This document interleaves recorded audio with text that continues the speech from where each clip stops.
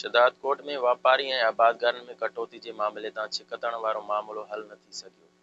अॼु अरबा ॾींहुं ओचितो वापारी सिंध ऐं बलोचिस्तान खां ईंदड़ सवे सारियुनि जा भरियल ट्रैक्टर ख़रीदारी खां ख़ुतो जवाब ॾेई छॾियो, जंहिं सबबि आबादगारनि पंहिंजा भरियल सारियुनि जा ट्रैक्टर फेराईंदा रहिया, मगर अनाज मंडी में वापारी न हुजण करे उन जो वाक न थी सघियो।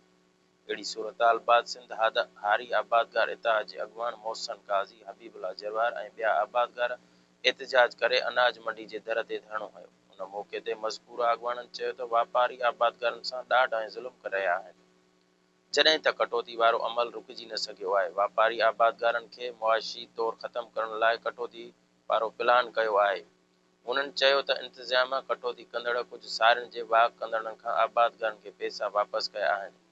कुझु मेड़ मिंथ करे उन्हनि जे दर ते वञी वास्ता विझी मामले खे लही मिटी कयो आहे, पर असांजो एहतजाज वापारियुनि ख़िलाफ़ मुकमल कटौती वारे अमल खे रोकण लाइ जारी रहंदो।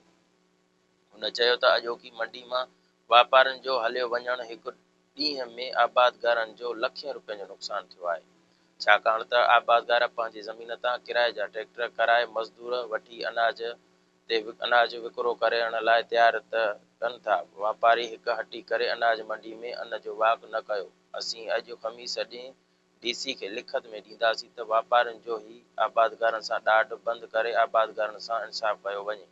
ओॾां राइस मिल अॻुवान आसिफ अली लिगारी कोशिश सां ॻाल्हाईंदे चयो त सुभाणे वारे वापारियुनि जी गॾिजाणी आहे, वधीक वाक हलाइण या बंदि करण जो फ़ैसिलो कयो वेंदो। ओॾां ब्रोकर जे सदर ग़ुलाम मुस्तफ़ा चांडियो कोशिश सां ॻाल्हाईंदे चयो त रोज़ जे बुनियाद ते नई आयल आबादगार इतिहाद असांखे तंग करे रही आहे। असांखे रोज़ जे बुनियाद ते कॾहिं DC वटि त कॾहिं AC मुख़्तियारकार वटि घुरायो थो वञे।